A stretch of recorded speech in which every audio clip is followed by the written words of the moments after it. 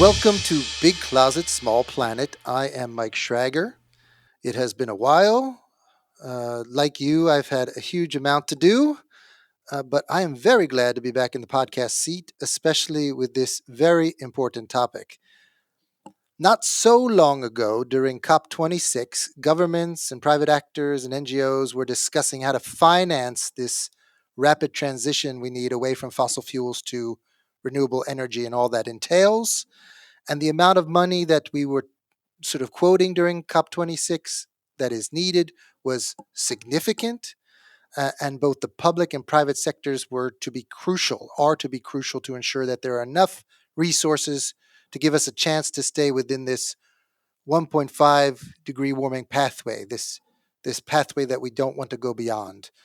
In my opinion, the issue of how we finance climate action in the apparel industry is also the most important issue, along with the role of legislation.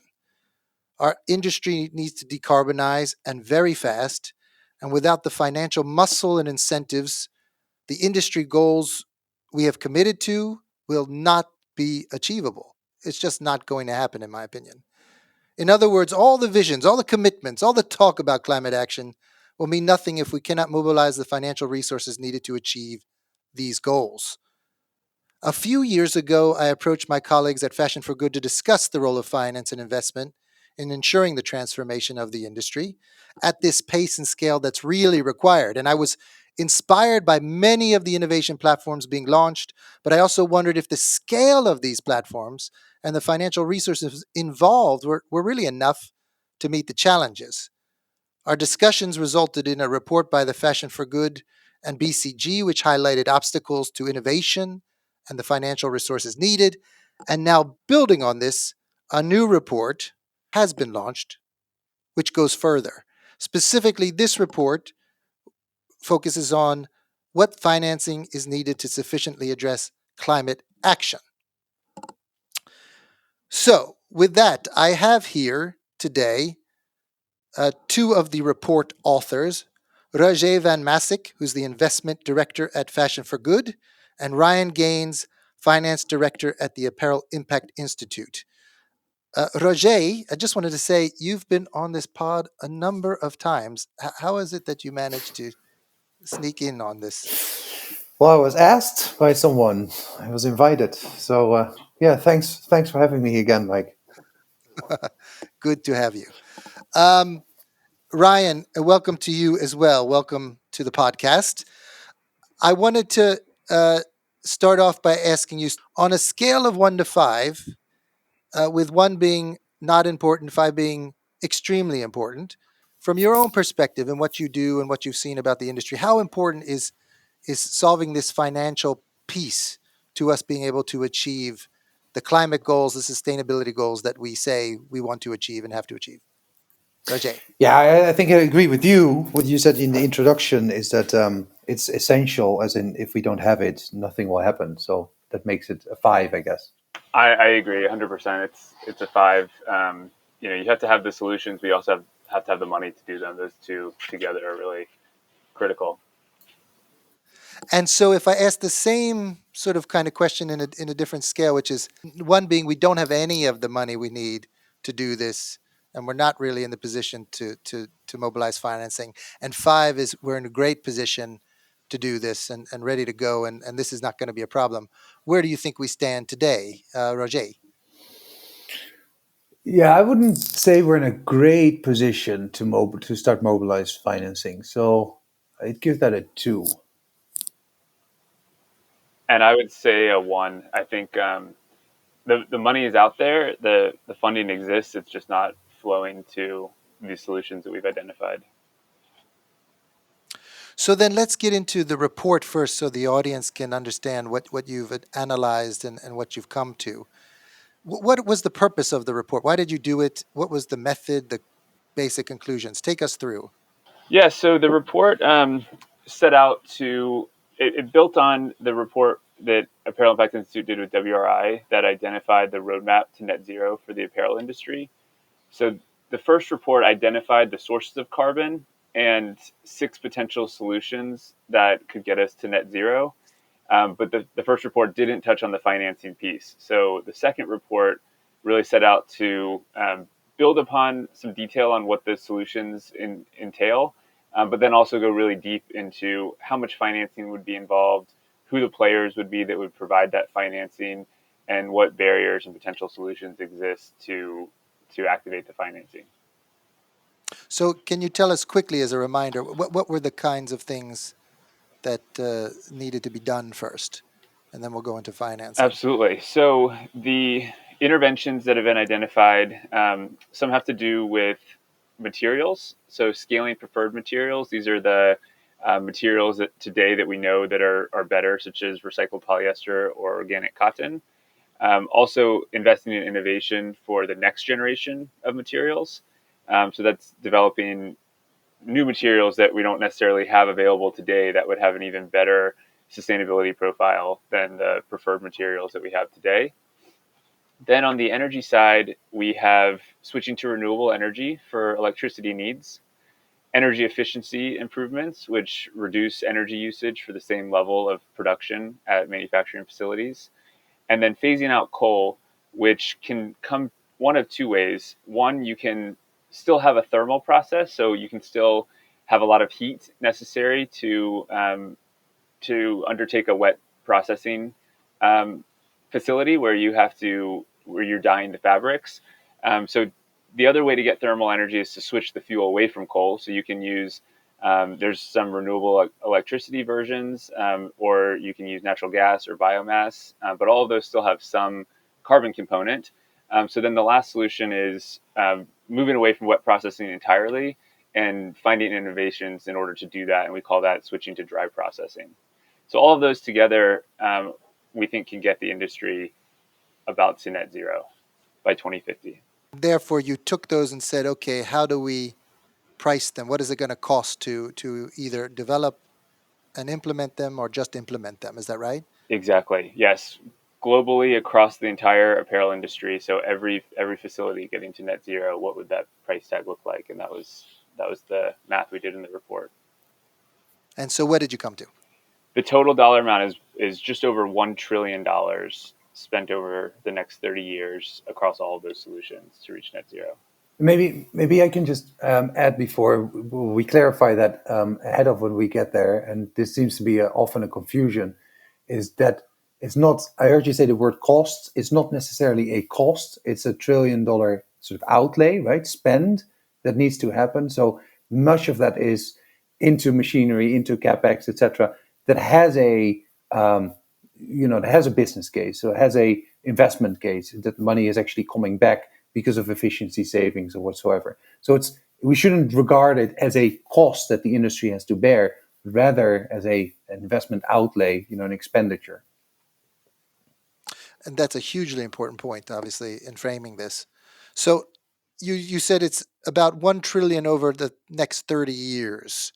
Uh, how much of this amount is available or being invested today, do you think? We don't have the exact data on how much is being invested. That's an area I think of future work. But anecdotally, in some of the areas that we're working on, energy efficiency and renewable energy, we're seeing less than 1% of the global facilities undergo these improvements each year. So even if you have 1%, per year for the next 30 years, that gets us far short of 100%. So it's not moving as fast as we need to. And honestly, renewable energy and energy efficiency are going to be two of the biggest levers to get us to a 45% reduction by 2030. And so those need to be moving, even on a faster timeline than 2050. So let's break down this 1 trillion, because it sounds to me like we're a long way off from where we need to be. So there's a lot needs to happen. Um, let's look first at what you called, I think, Ryan, uh, the existing solutions. Um, maybe you take us through again. There are existing solutions that we don't have to develop new innovations for, that can be implemented today, that can help us a long way, as I understand you. So tell us more about those. What are those again that are existing, and how much do they is the investment needed to scale those and implement those at the pace we need? Yeah, exactly. I think that's a good way to bucket the 6 solutions. So 4 of them we classify as existing solutions, which require minimal new innovation and are ready for investment and scale today. And those 4 are the shift to renewable electricity, scaling sustainable materials and processes, maximizing energy efficiency, and then coal phase out by switching to an alternative fuel source. And then the remaining 2 solutions we're calling the innovative solutions, which we still need some additional innovation in order to get them to a point that they're ready to scale. And that's accelerating next generation materials along with coal phase out through dry processing. So how much are we talking about for the existing solutions? How would you break up? Are there particular areas of existing solutions that need a lot more money than others, or are they all around the same? How do you divide up how much those will So need? for the existing solutions, the total is 639 billion, so just over 60% of the 1 trillion. And of that, more than half is renewable electricity. So that's really the biggest of all the interventions. It's the biggest dollar investment required and the biggest potential emission savings is switching all of our apparel sector electricity use to rooftop solar or other renewable sources. And then what's the next piece that's maybe not as significant? So yes, for to round out the existing solutions, scaling preferred materials is another 218 billion. Coal phase out through alternative fuels is 20 billion, and maximizing energy efficiency is 22 billion. So those last 2 are a bit smaller in terms of dollar amount, but also very impactful in terms of carbon savings. So they can't be overlooked along with the others. So Roger was saying, wait a second, Mike, don't call them costs, call them sort of uh, financial outlays that are, some of them are good investments. Are these existing solutions good investments? How did you assess that? Exactly. Yeah. Do they So give you a good return on we investment? Yeah. evaluated the cash flow profile for each solution. So how much does it cost upfront to achieve the emissions reductions, and then what potential cost savings or other positive cash flows would come from that investment. So to use renewable energy as an example, an average facility right now is purchasing electricity from the grid at $1 per megawatt hour cost. So it's a cost, it's an operating expense for them. Investing in rooftop solar is generating electricity for the facility and offsetting that cost in the future. So there's an ROI on the investment. And because the technology is so mature, it's a very consistent, predictable cash flow for renewable electricity investment. And we have a lot of case studies and examples of what those would look like. So it's investable, it's financeable. That one, a large part of that could potentially come from debt financing. Same with coal elimination and energy efficiency. Those are saving and energy costs by doing an upfront capex investment, and so there's a return on investment that is investable. Scaling preferred materials was the last one on the existing solutions, and that one currently preferred materials have a bit of a premium compared to conventional materials. And so we call that the sustainability premium. And with the sustainability premium, there's not an investment case for preferred materials on a standalone basis. But if you find a way to fund the sustainability premium, either passing it on to consumers or government, potentially philanthropic dollars, if that gets funded, then actually, making the production facilities and producing the materials there's an investment case for part of the money. Okay, and just to be sure, I mean, there's paybacks of these things can range in different years. So are we talking, when it comes to renewable energy or coal phase out, is that return 5 years, 10 years? What do you guys consider a good return on investment in terms of a time frame? Exactly. Yeah. So as part of the report, we actually plotted all of these solutions on a risk return spectrum. So for renewable electricity, for example, it is a pretty long payback period. It can be 5 to 7 years, but it's extremely low risk, and so it's still investable from a risk return standpoint. Whereas if you look at energy efficiency, for example, that can have a payback period under 2 years, sometimes even under 1 year. And so it's a fairly high return, a little bit more risk than renewable electricity, but not significantly so. So as you look at these on a continuum, some are mid-single digit ROI but low risk. Some get into pretty healthy ROIs, 20, 30, 40%, with a little bit more risk. But all of them are what we call this risk return continuum, and they fit on that, with the exception of the preferred materials for reasons already mentioned. Right. So the materials are high risk investments or long term investments, and therefore making them higher risk. Yeah, so there's two materials interventions. The scaling preferred materials, which are the existing ones that cost more than conventional. There's the cash flows from that investment aren't currently enough to justify the investment as on a standalone business case. There still needs to be some subsidy in order to make them at par with the conventional materials. But the other investments, the next generation materials, where you're investing in new materials that could potentially be at cost parity with conventional and have even better emissions profiles than the currently available preferred materials. Those we think do have a high ROI. So still a high risk because it's a new technology, but for the winners, it's going to be a very high return. So we think that is an investable class as well. The barriers to financing when it comes to existing solutions, are there any particular ones you're thinking about when you identify those in the report? Yes. So the big three, for existing solutions, particular to those, are the creditworthiness of the production facilities. Many of the apparel manufacturing facilities are relatively small.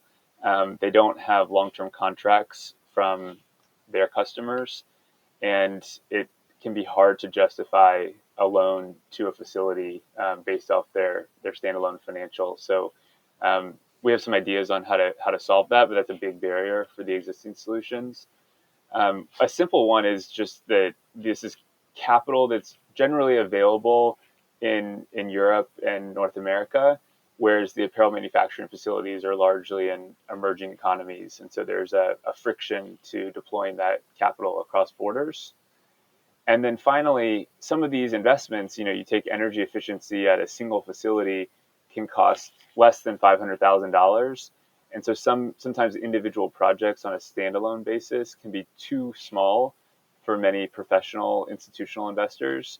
And so there needs to be, some aggregation or another sort of financial product in order to make these investments at the size that a professional investor would be looking for. So those are key things that have to be addressed to help speed these investments along. Let's jump over to innovative solutions, Rogier. Thanks for being patient. And but in the pot that Ryan presented, there's about 400 plus billion needed for developing and implementing innovative solutions. Am I right there? It's still a significant part, correct? That's right. Yeah, it's 405 billion, the total needed for more innovative solutions, and that breaks down into two components. One is the next generation materials that Ryan talked about, which should be contrasted to the sustainable materials category that's already in place. So that's embedded in the existing solutions. And secondly, the coal phase out dry processing. So moving from the traditional wet processing step to dry processing. Okay, so those are the ones that you think have, as you've identified, the most potential, and those two things together need about 400 plus billion to implement. That seems like a lot. So tell me more about that 400 billion. Is that all needed up front, or is it over time, or Yeah, how's that's a that work? really good question. And because this is about innovative solutions, that chronology is vital to really understand what the dynamics here are here from a financial point of view. So much of this innovation we're talking about, so next generation materials and dry processing, isn't developed yet at that scale to just need a further adoption, right? Otherwise, it would be an existing solution. So those solutions, to some degree, still need to be either developed, really taken from a lab scale to a more prototyping or scaled phase, or still need to be developed altogether. So that first in that journey, obviously, you first need to fund those early steps, and those early steps are typical very high risk. So we're talking here about more venture capital money as opposed to the lower risk, lower return profile that many of the investors had when we're talking about existing solutions. So that comes first, and taking that is just a fraction of the total requirement of that 405 billion headline figure, because the majority of the capital will not be deployed until those innovations actually get to a significant scale. And at that point, they've proven their technology that it works at scale, and now it's just about sort of replicating that work. So building more plants in the case of next generation materials, around the world to ensure production is up to the point where it really starts making a dent, so displacing the traditional polyester or cotton materials, for example. In the case of equipment, it's more about installing those pieces of equipment in more and more manufacturers in the supply chain. So yeah, that should really be taken into account, that the 405 includes the majority of that is really just debt financing. It's not high risk financing. Aha. So you're giving us a little bit of a positive note here, which is I don't know how much we're talking about. 100 billion is maybe needed to test and develop these things and see if they work, and then the rest is scaling them. That's right, and we don't really know how this will pan out, but this is I think this is a key point with regard to innovation, and also what you said earlier about we see some of these innovations in the media, for example, but they don't seem to be at that scale yet. But my current hypothesis is that there will be just a few ones that will really get to significant scale. And the majority of the innovators, so we have about 2,000 or so in the database at Fashion for Good, the majority of those will not really have a significant impact. But we just need a few of those that really make it to scale. And once they are at some sort of scale, it's just about replicating the work they've already done. So it becomes really just sort of very similar to the existing solutions category game. Well, let me just ask about that, because does that mean, you try to pick a lot of different companies who are working with dry dyeing and new materials, and you try to invest in obviously the best ones, but a whole portfolio of them in those areas, and with the hope that a few of them take off and really establish themselves? Is that how you think about it, or? Yeah, of course you try to, as an investor, you try to make as good as bets as you can, and you try to get as much of information at an early stage already to make sure that you're betting on the right horses. But yeah, and ideally you would just take one and put all your money there. But the reality is that we also see that the most active investors in this space are really spreading their bets. So there's one corporate investor that's very heavily invested in chemical recycling. They're investing in, what is it, 5 or 10 different companies in that space. So yeah, if you want to play that early, then it makes sense to distribute your capital a little bit. And so Ryan talked about what he said were barriers for the existing solutions, very serious things, in order to get over this hump of getting the money to them.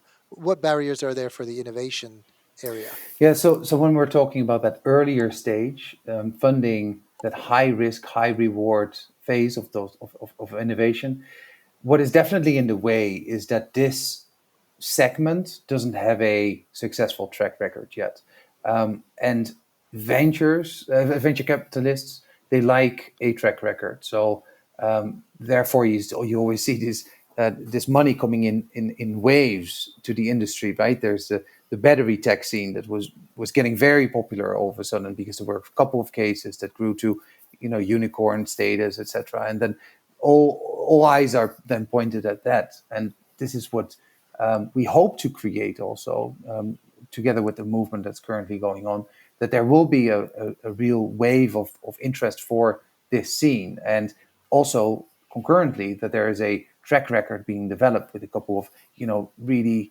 big IPOs and multi-billion exit stories, so that this track record becomes very clear, and more financing flows to it. So that would be a real significant barrier. But there's also more structural things, and especially in the new material space, we just can get around the fact that innovation cycles are very long. and they are very capital intensive. So in the new materials, developing something from nothing, from a lab to an offtake with large brands, so production at significant commercial scale, can sometimes take 10, maybe 20 years. So it's a real barrier. And finally, but I think this applies maybe also equally to some other areas, is that the industry is very fragmented and is very disconnected, and that results in some misalignment of incentives and power relations that are suboptimal, probably. So I started out by saying, and Ryan, I want to bring you in here, and you guys can uh, debate each other or talk over each other. But I think the key here is you've stated that over 30 years you've estimated $1 trillion. But by the way, maybe I should ask this now: how confident are you in this number? Which of the geniuses of you two actually did the We math both here? did. I can provide some color on that. I think we actually have really good data on what the cost, at least for the existing solutions, what the cost of this would look like. There's different ways to look at it on a per facility basis. For renewable electricity, for example, you can look at it on a per megawatt basis. And so we have different sources of data that all pointed us in a similar direction. So you can try to estimate the total electricity use of the entire sector. You can look at GDP or revenue for the sector, number of facilities, and there's some HIG data and OAR data on the size of those facilities. So there's a lot of different assumptions that go into this, but we're highly confident that we're not off by, let's say, a factor of 10. It's not going to be 100 billion or 10 trillion. It might be 900 billion or 1.2 trillion or something like that, but we're confident that we're at least in the right ballpark. Okay. All right. Well, now if you're confident, I'm relaxing now. I was concerned that you had it all wrong and we didn't address that in the beginning. So glad to hear that. So we have this around this trillion that needs to be raised. My impression was that very little of that is available today, although we don't exactly know. Um, and so we know that this is needed. Our assumption is to make this possible for the industry to meet its climate targets. So we're in a pretty serious situation, aren't we, where we don't have the money that we need, but we have very little time, and to mobilize around this is essential. So how are we doing that? How do we, as an industry, or as the stakeholders in the industry who are interested in the industry's impact, how do we increase the awareness of this and get mobilized around this when it's such a large amount of investment that's needed? Who has a view on that? Maybe we start with Ryan. Yeah, I can jump in. I think so. We have touched on some of the barriers, and those are real barriers. I don't want to understate the importance of overcoming the barriers that we've already mentioned. But one overarching barrier that we haven't discussed is just the limited awareness of the financial opportunity. Um, Increasingly, especially even in the last 12 months, there have been huge commitments from financial capital, banks, pension funds, private equity, to improve the sustainability of their portfolios. And in some of the conversations that we've had, first of all, it was very clear that many of these large pools of capital didn't see the apparel supply chain as a sustainability asset class, and so we need to make them aware of that. Um, and more generally, many of these pools of capital that have made ESG investment commitments don't have enough investment opportunities. So there's actually a pretty large supply of capital out there looking for these types of investments. And I think it's really just it comes down to mobilizing that capital. So in addition to working through the barriers we discussed, it's actually doing the hard work of having the conversations, recruiting the investors, and finding the vehicles to get that capital deployed into these opportunities we've identified. Okay, so you're optimistic that the capital is flowing better than ever before. It's about creating awareness about this industry, and the great opportunities there, and that's going to release a lot of interest. In theory, that makes sense. What do you think, Roger? Do you have the Yeah, same there's a view? couple of things I'm thinking. Well, you were asking that question. First, I never thought of it this way, but when you were asking that, I heard, should I be more worried about the existing solutions or the innovative solutions? And sure, there's some bias because I'm way closer to the innovative side than the existing side. But I feel that the the the structural barriers that are there are are less so there with the innovative side. And I see that, I said it before, that we're tracking just our innovators. We have about 150 or so innovators, but the 100 innovators that have been with us for a slightly longer time, and we've been tracking how much financing they've raised since joining the program at FFG. That's about 600 million, and it's just 100 innovators or so. So, and there's a real steep curve there. We're seeing a lot more interest coming in the innovation space over the last few years, really. So I tend to be more and more optimistic that we can get sufficient levels of financing to get through that first step of the journey, right? That's sort of developing those technologies up to a level where they can be commercialized, finding those few innovators that can really, do their work from an impact perspective. And then I think the next phase that is what worries me a little bit more, right? That getting all of that debt to build those facilities around the world, in case of next gen materials, all of that work that is currently in existing solutions that is taking place, well, the majority of it is taking place in Asia, and that mismatch between financing available and where it needs to be implemented, I mean, that worries me a lot more than the early stage innovation side. Okay, so maybe force me to come back to that, because I don't know if we have a solution to that. I mean, right now that's a worry, it's a barrier, uh, as I see it. The report also lists, then different actors, right? You need different actors in theory to be active in helping to mobilize this financing. You've said stuff like brands and manufacturers, philanthropy, government. You talk about debt and equity investors. Um, so have you thought about what the different actors should be doing or could be doing in the best case scenario? Is that something you've thought through, and what the different roles of the different players should be? Ryan, I'm thinking of you and existing solutions. Absolutely, yeah. So this gets into a big part of the report is who are these players, and maybe I'll start off just talking through where we see the total funding coming from. So first of all, the biggest pool of funding is bank debt and bonds and other forms of debt investment. That's over half of the total, 528 billion. So it's a really big number, and it reflects what we've been talking about, that these are asset investments, capex investments with for the most part a known return profile, and that fits the criteria for a debt investment. And so mobilizing banks and loans for this is a huge part of the equation. um, Next is venture capital and private equity investment. That's 181 billion, and that's and each of these solutions have a mix of forms of capital. So, on if you look at a rooftop solar project, oftentimes you'll have an equity investment of maybe 20 or 30% of the total, and then you can finance the rest of it with debt, 70% of the total.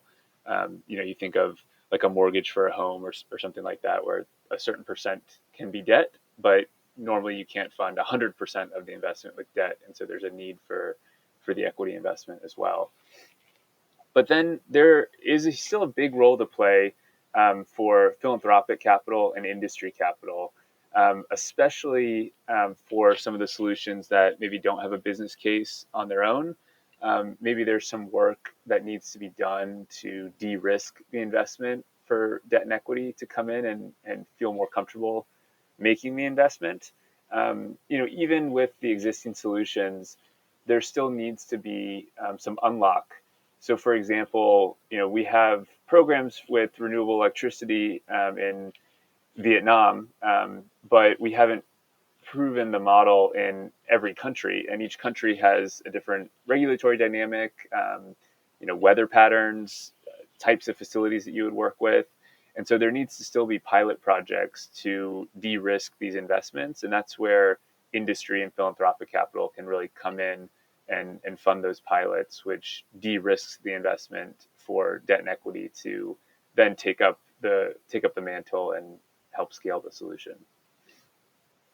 And just to say, are those pilots happening at the pace and scale needed? Because you're talking about two phases: piloting it and then saying it works, it doesn't, and then scaling it with other types of financing.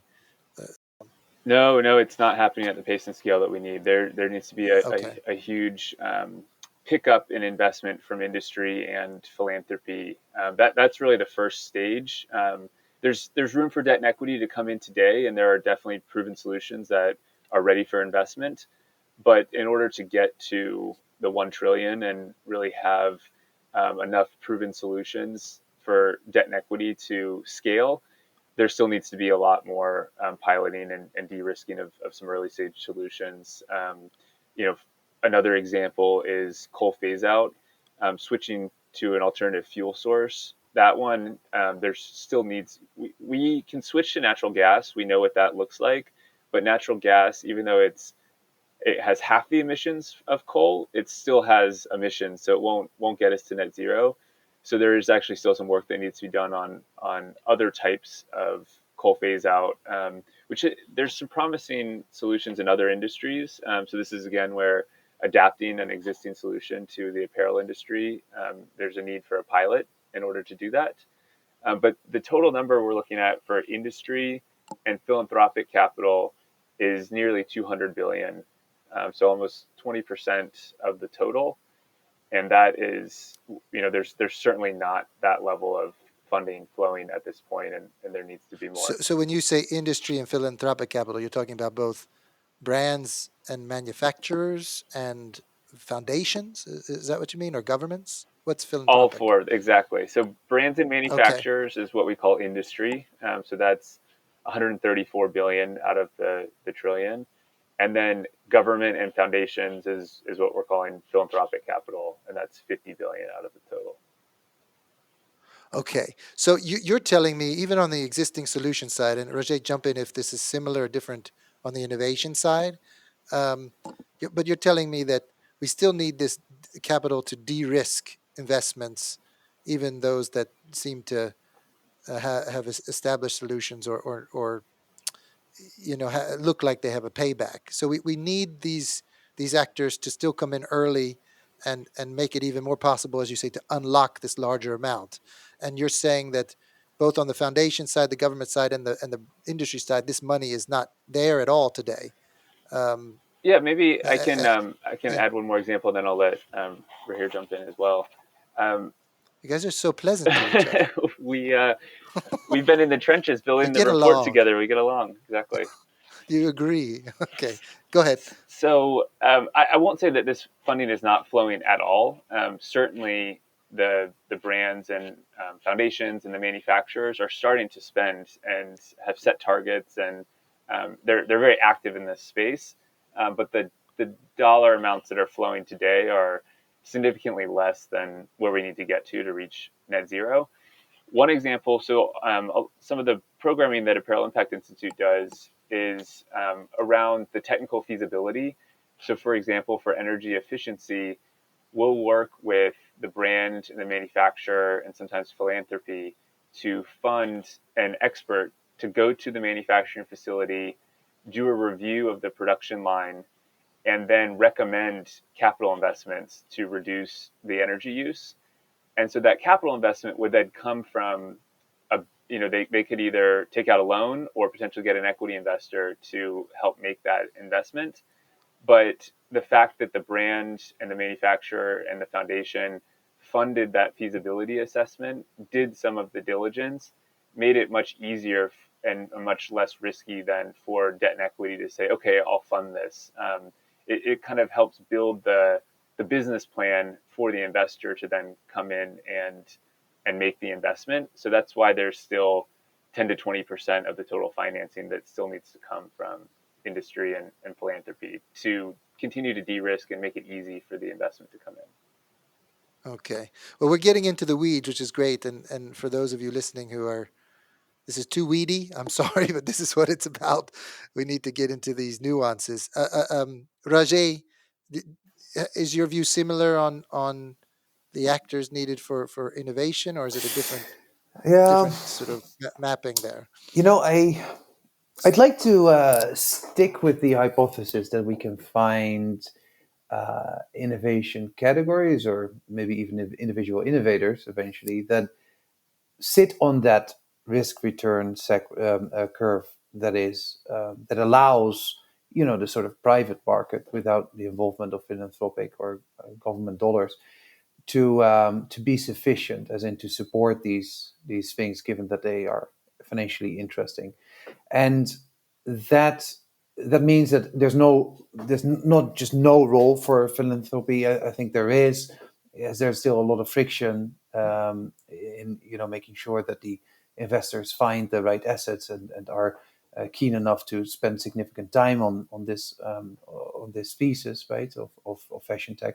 But I don't think there's a really big role that is necessary to get for philanthropy, and that is, I think, good, because, as Ryan said, there isn't so much happening on that side. Certainly not in the realm of those tens of billions. So yeah, the less you need to rely on that, probably the better. I think something that we didn't talk about yet, but is I think hugely important, as in it could really move the needle, is policy, regulation, mechanisms to enable this the investment cases to just become stronger and stronger, and also to make sure that all stakeholders, so including the brands and manufacturers, are seeing this as a key strategic item, as opposed to something that is barely visible with the horizon that they are taking, which is very often very short term, right? So that it becomes a priority item on all of the in all of the boards of those companies. Okay, let me just ask you: have I had any influence on your thinking there? Because that's what I've been saying for a very long I time, think and it sounds like my words. It sounds like my words coming back to Yeah, me. I'm not just saying that to please you. Okay. I think there have been. Well, I've always seen the role of that as very impactful. One thing that that influences me a little bit there is also that Fashion Good tries to find, right, the organization that I work for tries to find things that are in the current climate, without needing additional regulation, already interesting. So that's our sort of mission, right? To not just rely on regulation. But so I'm generally not too involved in those discussions. However, it's fairly obvious, anyone taking a good look at this industry, that it could have massive impact. So let's quickly talk about the government. I know you're not policy experts, although you need to be if you're going to try to push this issue.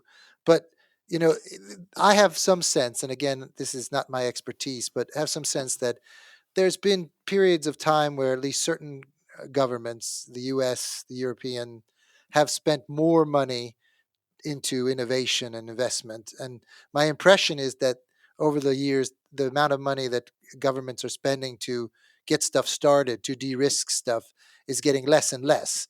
Um, and I don't know if you see that similarly, but the amount of money out there from governments, well, that doesn't seem to be as much as it maybe used to be. So there's an issue of, can you access that or whatever. Then there's the regulation itself, which is, how do you make the good investments that we want people to put money into sort of really attractive, and the things that people are putting money into now, the old style bad ones, become less attractive and people don't want to fund those anymore.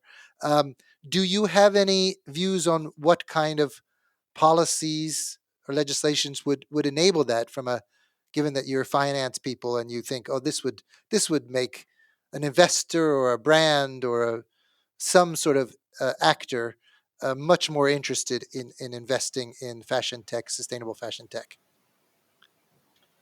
Ryan, maybe I start with you. Yeah, I think from our side, I think it's pretty simple. If regulation either required a certain emissions profile, or mix of materials, or energy emissions, it's almost getting to a carbon count for our apparel, and regulation was able to either require manufacturers to reach these targets, or maybe one proposal is a border adjustment tax, because that's a big part of the problem, is that the manufacturing occurs in one country and then gets shipped to another country where consumers are buying the product. And so it's hard for that government where consumers are buying the product to force the manufacturer to meet certain standards. But applying a border tax or requiring the product to meet a standard in order to be sold in that country would then force the brands and manufacturers. It doesn't come without cost. Certainly doesn't come without cost, but it would force the brands and manufacturers to meet these targets. And then, like you said, it then creates the business case to invest in these emissions reductions interventions that we're outlining. And what about you, Rajay? Do you have any views on policy? It's a little bit also a question of what is the most realistic, right? And there's different timelines to that. The structural things that Ryan is outlining, I mean, yeah, theoretically they probably are the best ways. Well, especially if you take a view on carbon reductions is the only goal here. Of course, there's also other things that we need to solve, including water and the labor issues in the supply chain, etc. But say carbon is the game we want to focus on, then a certain level of carbon taxing makes a lot of sense. But yeah, getting there probably requires a lot of intermediate steps. And you see that some of these countries, as you say, I'm not an expert here, but you do see that a lot of different countries are taking different measures, and you see that they're moving in the right direction. But many of these sub steps are also very difficult to make, given that it's a very intransparent place, right? Of what is right to do, and what are the right things to focus on. Right. So you mean we even though in theory we understand it, in practice we don't have the data, we don't have the evidence that maybe certain things are definitely better than Yeah, others. yeah, yeah. Right. And Okay. and, and, Okay. and you see that also some organizations or some governments are very anti anything that comes from fossil fuels, so PET, for example. But if you look at the data, right, the HIC data, for Yeah. example, it doesn't really support such a picture, right, versus organic cotton, for example. So those are really interesting discussions, but those are also slowing us down a lot, really, because Right. legislators are getting confused, and it makes sense that they get confused. Okay.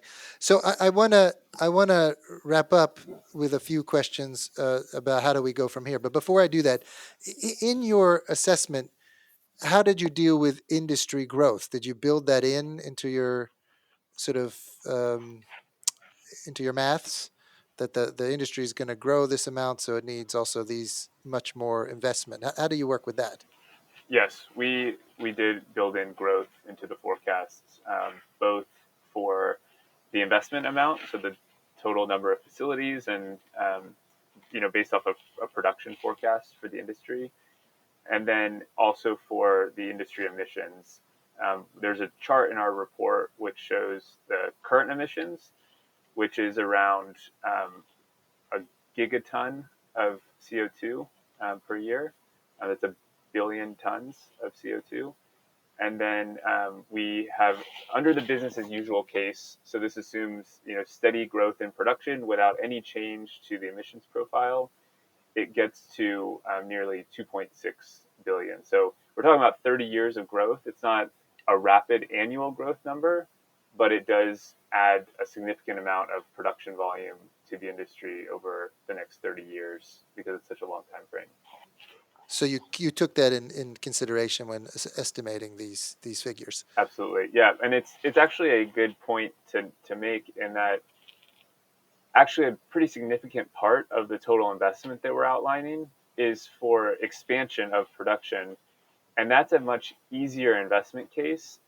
The two best times to invest are either when you're building a completely new production line, so that's expansion, or when the existing equipment has reached the end of its useful life. Because you have to make a capital expenditure anyway, it's a perfect time to maybe increase that capital expenditure slightly to have a more carbon friendly production line. Um, where the investment case gets more murky is where you have a perfectly good production line and you're asking the manufacturer to scrap that and completely start from scratch again. So it's actually a very positive note that over the next 30 years, there's a lot of new production that has to be built, and that can be done in a more. Interesting, because I was going to just be a little provocative and say, but no one in this report has said we should reduce consumption or contract the industry, right? This is all about an industry that's growing and how to make sure that it grows within the climate boundaries, so to speak. Um, but isn't that a little bit interesting that you didn't note that at all, or you We just have a don't? very small note on it, and it's actually been a point of criticism so far of the report, or a point of feedback that we've received. Our perspective is that it would be amazing if consumer behavior changed and we consumed less, and we could meet these targets much quicker and much easier with less investment if consumption patterns changed. But it's a very hard thing to do, and from our seat, somewhat out of our control. So we definitely advocate for that. Our proposal is, if that doesn't happen, which nothing today is saying that that is likely to happen, then what do we do? How can we decarbonize the supply chain even if consumption patterns stay the same? And that's what our analysis is saying. And again, my regulation could come into play there, right? And it could be a very powerful force. But yeah, it almost borders with the how realistic do you want this report to be, and how useful do you want it to be with for the current stakeholders, as opposed to bringing almost in a level of activism that isn't really it's theoretically helpful, but isn't so helpful as what are the next steps and what do we need to do, right? Right. Fair enough. Fair enough. So let's wrap up by saying, okay, you guys have outlined this this amount of money. You've broken it down into how much money for which types of solutions. You've identified which actors should be at play. You probably thought about how it varies in terms of different country profiles and which actors in those countries. You've identified barriers, but we know that there's a lot of actors now that need to get involved in this to make this happen at the scale that's needed. It's sort of, I think it's an understatement to say this has to happen now and fast and huge. Feels like this is not something we can just sort of slowly walk towards. Um, so who's going to mobilize all this? So I'm thinking that I'm looking around and saying this is sort of a number for an entire industry, but who's responsible for moving the needle on this at such a moving the needle is the wrong word, to move this so quickly at such a scale that we can actually be serious about getting a shot here. Who's going to do this? Who feels the responsibility? Who drives this? What do you think, Ryan? What do you think? I think it's everyone that participates in the industry, needs to be thinking about how this gets funded. So, there's unfortunately not a clear leading body to do all of this for the industry. So I think that there are different pockets of little ecosystems that will work together to do this, and certain regions or certain tiers or certain interventions. And I really think if you look at the history of other sectors, for example, renewable electricity in the United States and Europe, the deployment has happened much quicker than people thought. It was very slow at first, and then it accelerated once it became proven and established, and the financing vehicles existed. So it's really hard right now, and takes a lot of grit and sweat and tears to get some of these projects off the ground. But then they start to get momentum, and once you have these proof points for the market, then it can happen a bit more organically, just through market forces. Yeah, and the other thing there is also that you mentioned before that we were getting into the weeds at some point. If you break this down enough, at one point you're talking about implementing equipment into a region in Bangladesh, right? So the dynamics are different for each of those pockets, and therefore there perhaps shouldn't be a single organization trying to do all of that, trying to coordinate all that, because the dynamics are so different across all of these things that need to happen. So it makes sense for the current actors and current initiatives to work together. But one thing that is missing to a degree, and maybe this was also when you were asking us, how accurate is this number? will there even be an answer ever to this if we keep not reporting on it? If there is no initiative that tries to um, uh, get some level of visibility on how much dollars are currently being spent and how that contrasts to this number, we may never know. So I think that's also an interesting thing to mention, that just getting more visibility into how much financing is coming into the industry and how that contrasts to what we need is actually a very useful task in itself. So you see, actually, there's a need for some sort of, I don't know if I would use the word watchdog, but someone who's tracking all these things to see what kind of development is and feeding back into key actors so they know if progress is being made Well, or at not. least to not just see Yeah, this report as a one-off, right. and in 2050 we see if we have attained it or not, but at least try to keep track of it a little bit. Okay, so Roger, you're arguing to get another task from some foundation to keep doing the maths, which I think is great. I love it when you're doing research and analysis. Um, we're going to end now, but is there anything that you haven't said? One thing that you think in the next year that we should do to majorly advance this agenda?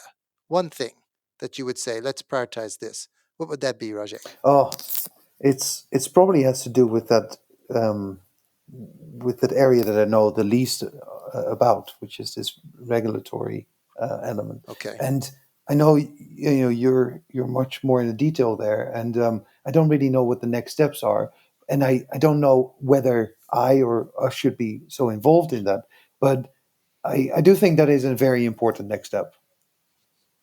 Ryan, what do you think the next step is this year? I've been so compliant. I'm going to give you two this time. I'm going to break the rules. The I'm gonna mute you in a second after you do one. the first one that I think would be a game changer is finding a renewable source for thermal electricity. So this is the coal phase out. So finding a clean way to produce thermal energy would be a game changer for the apparel sector, and even have implications for reducing emissions in other sectors as well.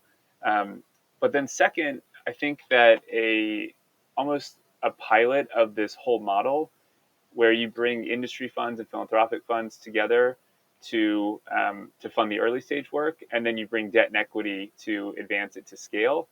So not for the full $1 trillion, but developing an actual fund that brings industry and philanthropic together and has partnerships with debt and equity to go, start doing these investments and show that it can work,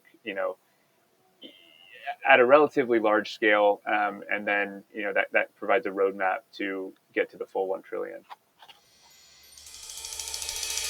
Ryan, Roger, thank you for doing the report. Thank you for coming here today, and we will follow up soon again, I hope. Thanks again.